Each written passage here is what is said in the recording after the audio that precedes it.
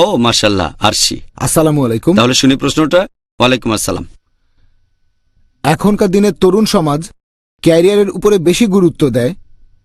তারা তাড়াতাড়ি বিয়ে করতে চায় না, বিয়ে করে ৩৫ অথবা ৪০ বছরে এসে।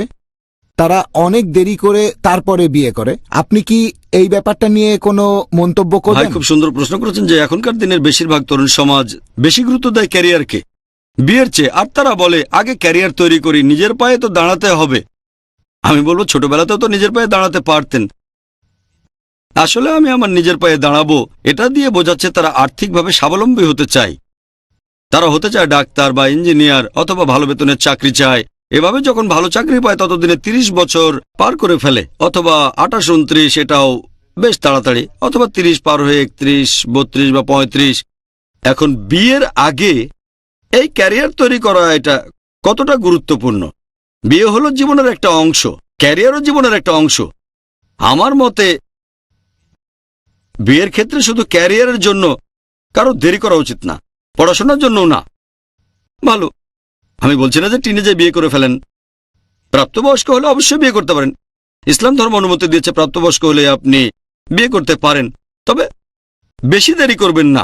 আমাদের নবীজি সাল্লাল্লাহু আলাইহি ওয়াসাল্লাম বলেছেন, আছে সহিহ বুখারীতে ৭ নম্বর খণ্ড, বুক অব নিকা, ৩ নম্বর অধ্যায় ৪ নম্বর হাদিস, হে যুবক যুবতীরা, তোমাদের মধ্যে যাদের বিয়ের সামর্থ্য আছে তারা বিয়ে করে ফেলো, তাহলে দৃষ্টি সংযত থাকবে, শালীনতা বজায় থাকবে। এই লোকজন বিয়ে করতে দেরি করছে কারণ তারা মনে করে যখন আমি বিয়ে করব তখন আমার স্ত্রী দেখাশোনা করতে হবে। সেটা বাধা হয়ে দাঁড়াবে আমার লেখাপড়ায়, সেটা বাধা হবে আমার ক্যারিয়ার। এই ধারণাটা আসলে ভুল। চিন্তা করেন, একটা ছেলে মেডিকেলে পড়ছে, যদি সে বিবাহিত হয় স্ত্রী তাকে সাহায্য করবে। এভাবে পজিটিভ সাইডগুলো দেখেন। যদি বিয়ে করেন তারপর পোস্ট গ্র্যাজুয়েশনের পরীক্ষা দিলেন, এটা অনেক সোজা। সে সাহায্য করবে, আপনাকে নোট তৈরিতে সাহায্য করবে, সে আপনার আরামায়েশের ব্যবস্থা করবে। আগে আপনাকে দেখতো আপনার মা, এখন মা স্ত্রী দুজনেই আছে। আপনার ক্যারিয়ার থাকলেও সমস্যা কোথায়? হ্যাঁ, অনেকে ভয় পেতে পারে, এটা তো যখন উপার্জন করা শুরু করব। সেজন্য আমাদের নবীজি বলেছেন যদি সামর্থ্য থাকে। এরকম কথা যারা বলে তাদের বেশিরভাগের বাবা মাই ধনী, তাদের সঞ্চয় করা টাকা আছে, তাহলে টাকা কোনো সমস্যা না হলে তাদের বিয়ে করা উচিত। ব্যবসায় প্রতিষ্ঠা পাওয়াটা সহজ হয়ে যায়।